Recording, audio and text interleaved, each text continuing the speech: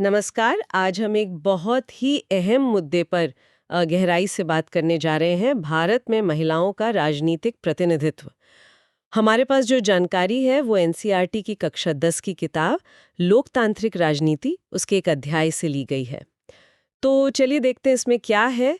कोशिश ये रहेगी कि हम समझें कि भारतीय राजनीति में महिलाओं की भागीदारी की असल तस्वीर क्या है, उनकी संख्या कम क्यों रही है, इस दिशा में क्या कदम उठाए गए हैं खासकर हाल के सालों में, और हाँ ये भी कि क्यों कई लोग मानते हैं कि महिलाओं का सत्ता में होना उनके मुद्दों के हल के लिए ज़रूरी है। इसमें कुछ सोचने लायक सवाल भी हैं। तो शुरुआत करते हैं बिल्कुल जड़ से। जो हमारे पास स्रोत सामग्री है वो साफ बताती है कि विधायिका में कानून बनाने वाली संस्थाओं में महिलाओं की संख्या काफी कम रही है।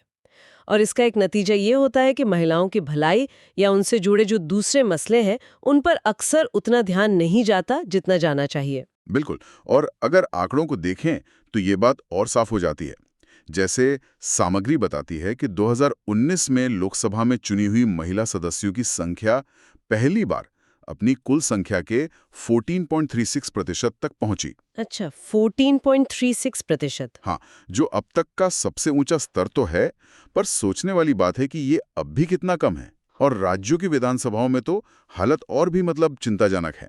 वहां उनका हिस्सा अक्सर 5% से भी कम रहता है। 5% से भी कम, ये तो वाकई बहुत कम है। हाँ, यहाँ एक और बात है जो ध्यान खींचती है। हाँ। वो है वैश्विक तुलना। इस मामले में भारत दुनिया के कह सकते हैं निचले पायदान वाले देशों में आता है। हम अफ्रीका और लैटिन अमेरिका के कई विकासशील देशों के औसत से भी पीछे हैं। और एक दिलचस्प बात और कि जब कभी कोई महिला मुख्यमंत्री या प्रधानमंत्री बन भी जाती हैं, तब भी कैबिनेट में यानी सरकार में मंत्रियों के समूह में ज्यादातर पुरुष ही होते हैं। अच्छा, ये भी एक पहलू है। हाँ, और स्रोत एक सवाल भी उठाता है कि क्या अमेरिका और यूरोप जैसे जो विकसित माने जाने वाले क्षेत्र हैं, क्या उन्होंने महिलाओं के प्रतिनिधित्व का कोई संतोषजनक स्तर हासिल कर लिया है? ये भी अपने आप में सोचने वाली बात है। ये वैश्विक तुलना तो वाकई आंखें खोलने वाली है। तो फिर सवाल वही कि आखिर भारत में महिलाओं का प्रतिनिधित्व इतना कम क्यों है? स्रोत इस पर सोचने को कहता है ना? हाँ, देखिए, इसी कम प्रतिनिधित्व की वजह से ही कई नारीवादी संगठन और महिला आंदोलन वो इस नतीजे पर पहुंचे हैं कि जब तक महिलाएं खुद सत्ता पर नियंत्रण नहीं करेंगी, सत्ता के ढांचे में उनकी भागीदारी नहीं बढ़ेगी, तब तक उनकी समस्याओं पर पर्याप्त ध्यान नहीं दिया जाएगा। ये एक मजबूत तर्क रहा है। इसीलिए एक जरूरी कदम माना गया है कि भाई निर्वाचित प्रतिनिधि के तौर पर महिलाओं की संख्या बढ़ाई जाए। अच्छा, तो फिर इस समस्या को हल करने के लिए कोई तरीका भी सुझाया गया होगा स्रोत में कुछ? हाँ, बिल्कुल। एक तरीका जिसका जिक्र है और जो काफी कामयाब भी रहा है, वो है कानूनी तौर पर निर्वाचित निकायों में महिलाओं का एक निश्चित अनुपात तय करना। और इसका सबसे अच्छा उदाहरण भारत में पंचायती राज व्यवस्था में देखने को मिला है। हाँ, ये पंचायती राज वाला उदाहरण तो बहुत महत्वपूर्ण है। मैंने भी पढ़ा है इसके बारे में।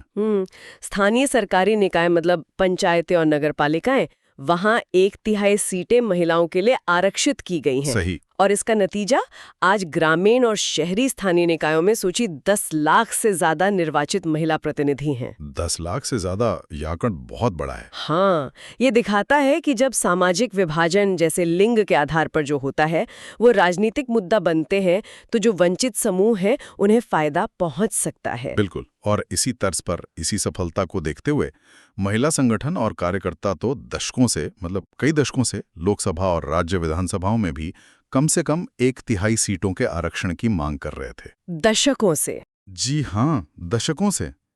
इससे जुड़ा एक बिल भी संसद में लाया गया था, पर वो कई सालों तक अटका रहा, लंबित पड़ा रहा। तो काफी लंबा इंतजार करना पड़ा इस दिशा में प्रगति के लिए। बहुत लंबा इंतजार। आप सोचिए, दशकों का मतलब है कि पूरी की पूरी पीढ़ियां उन अवसरों से शायद वंचित रह गईं। लेकिन फिर 2023 में कुछ बड़ा हुआ है ना? जी हाँ, बिल्कुल। 2023 एक ऐतिहासिक साल रहा इस लिहाज से।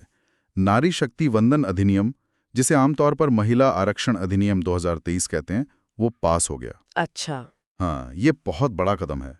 इसके तहत अब लोकसभा में, राज्यों की विधानसभाओं में और दिल्ली विधानसभा में भी महिलाओं के लिए 33% सीटें आरक्षित करने का प्रावधान है।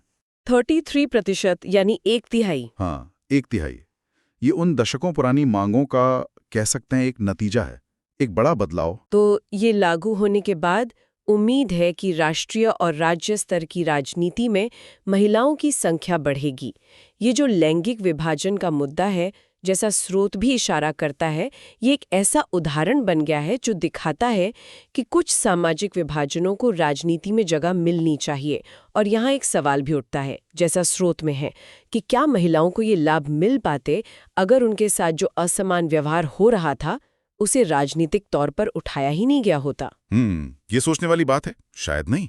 राजनीतिक चेतना और दबाव बनाना जरूरी होता है। और यहीं पर देखिए, स्रोत एक और बहुत ही दिलचस्प और शायद कुछ लोगों के लिए चुनौतीपूर्ण सवाल भी सामने रखता है। अच्छा, वो क्या है? सवाल ये उठाया गया है कि अगर हम जातिवाद को, सांप्रदायिकता को बुरा मानते हैं क्योंकि वो समाज को बांटते हैं। हाँ, बिल्कुल। किसी भी आधार पर बांटते हैं, चाहे वो जाति हो, धर्म हो या फिर लिंग। ओह, ये तो वाकई गहरा सवाल है। हाँ, ये एक ऐसा प्रश्न है जिस पर बहुत गहराई से विचार करने की जरूरत है और इसके अलग अलग जवाब हो सकते हैं। स्रोत इसे पाठकों के सोचने के लिए छोड़ देता है। हम भी यहाँ बस उस प्रश्न को सामने रख रहे हैं जैसा कि स्रोत में दिया गया है, बिना कोई पक्ष लिए।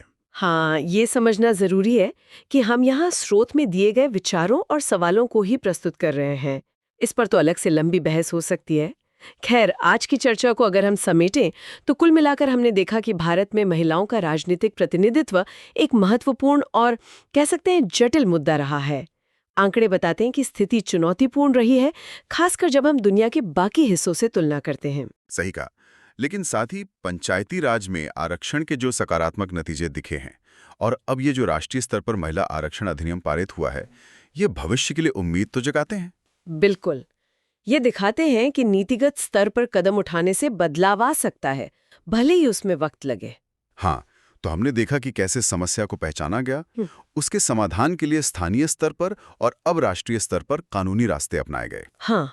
और जाते जाते एक विचार और छोड़ जाते हैं जो इसी पूरी बातचीत से उभरता है, हाँ। कि प्रतिनिधित्व का असली मतलब क्या है। क्या सिर्फ विधायिका में सीटों की संख्या बढ़ा देना ही काफी है? अच्छा सवाल है। या फिर सत्ता की जो संरचनाएं हैं, जो सिस्टम है, उसमें और गहरे बदलावों की जरूरत है, ताकि ये प्रतिनिधित्व सिर्फ नाम का ना हो, बल्कि वास्तव में सार्थक हो और जमीनी स्तर पर महिलाओं के जीवन में ठोस बदलाव ला सके। इस पर यकीनन आगे भी सोचने और विश्लेषण करने की गुंजाइश हमेशा रहेगी। बिल्कुल। सोचने के लिए एक महत्वपूर्ण बिंदु है ये।